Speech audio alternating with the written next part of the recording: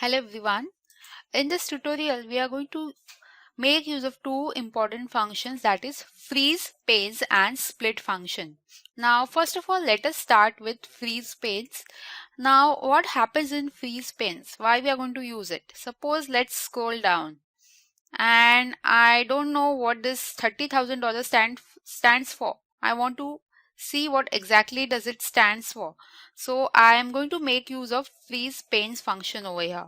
In Excel 2016, if you just scroll down, you can see what the headings are.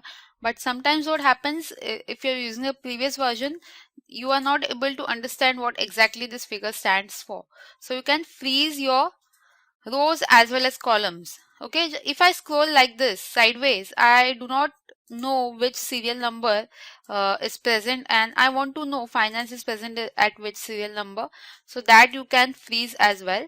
So let's see the use of freeze panes function first. Now freeze panes function, if you are present on the home tab, you will have to click on view tab, and here it is present, freeze panes. Just click on the drop down arrow and you can freeze the top row. Now top row in this case is the row 1. So let's see what happens if I click on freeze top panes. So if I scroll down, can you see row 1 is still visible. So you were able to just freeze the row 1.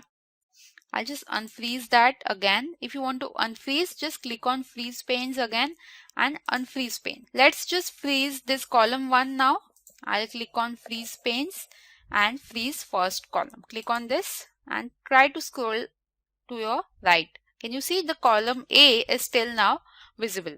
Now let's say if I want to view this particular row which has our headings as well as the serial number. So in this case, which cell do you have to select to freeze your pane and column? Okay, I'll have to select this cell C4. Now why exactly C4? Which is because it is immediately present below the row 3, okay, and immediately present after the column B. Okay, after column B, this is the cell which is present, and after row 3, this is the cell which is present. So keep your mouse over here and go to freeze panes.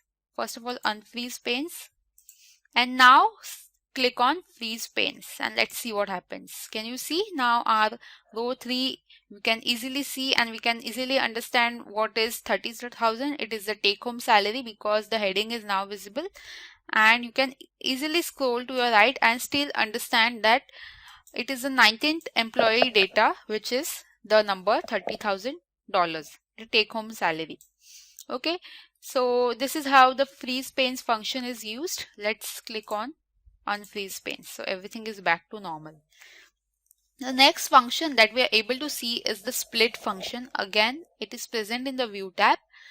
Besides freeze panes, you can see the split function. Now what exactly is the split function? So let's come anywhere over here. I'll click on row 16 or cell 16. Let's click on row 16 and click on split. Now what has happened is, can you see, initially we had a single scroll bar, but now we have two scroll bars. This is my first pane and this is another scroll bar which is now present.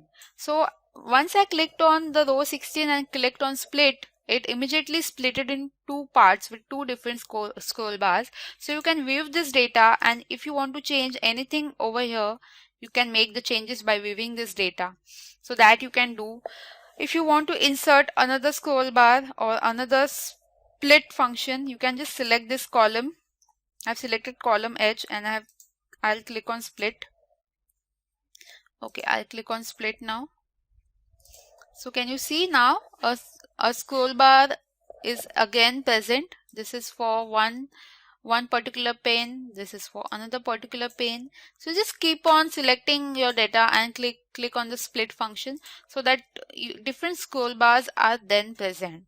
So this is how you can make use of split function and freeze functions. Freeze function can be specifically useful a lot of times where you want to see what exactly is the heading and what is the data for.